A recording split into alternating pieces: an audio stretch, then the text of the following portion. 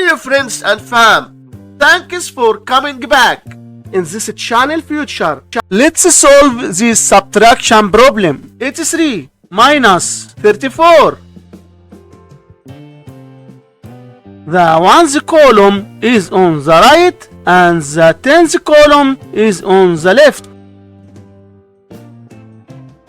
We start solving the subtraction problem by subtracting the numbers in the ones column. 3 minus 4. But I can't do it because 3 is smaller than 4. So we must borrow.